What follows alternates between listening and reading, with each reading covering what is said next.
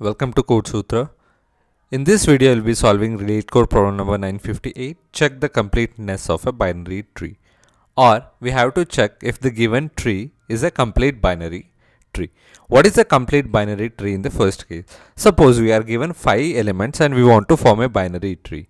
This is the only order that we can form the binary tree. That is, the elements are added from the top to bottom and from left to right. For example, this 5 cannot come here. It cannot be the child of 3. It can also not be the child of 4. It can also not be the right child of 4. It can also not be the right child of 3. The only chance is that it has to be the right child of 5. Suppose there is the 6th element. That is, let's take this element and we want to add a 6th element. It can only be the left child of this. It cannot be the right child of this. It cannot be the right child of 4 or left child of 4 or 5. It only has to be the left child of 3. So that is the definition of a complete binary tree. So what do we do here? How do we check this? First, we will initiate a queue and we will add the root node.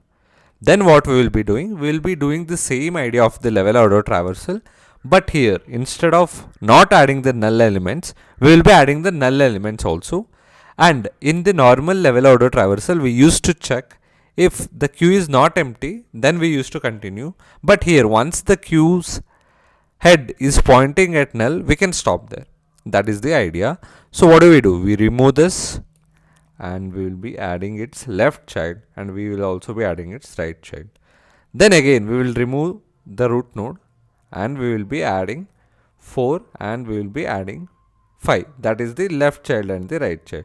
Again, we will be removing 3 and we will be adding the left child and the right child.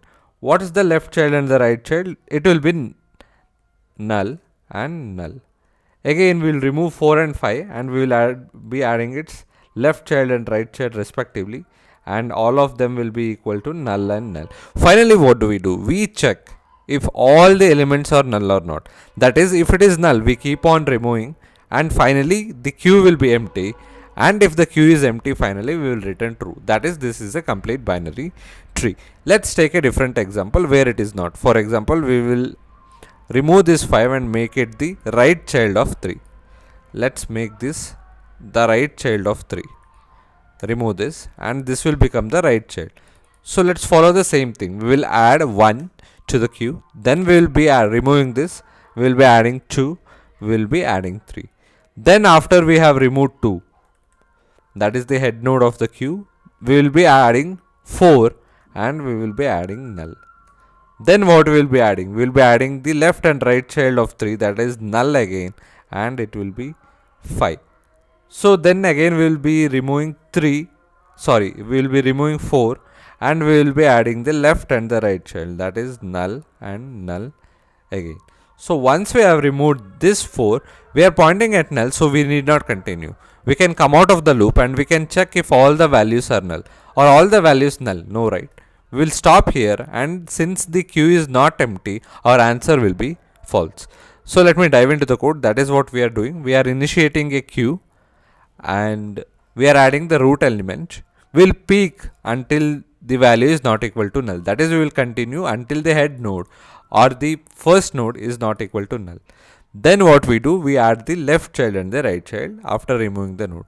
And finally, once we come out of this while loop, we check after removing all the null values. That is, in this step we are removing all the null values. Then we finally check if the queue is empty or not. If it is empty, we will return true. If it is not empty, we will return false. Thank you for watching the video. Please do like, share and subscribe.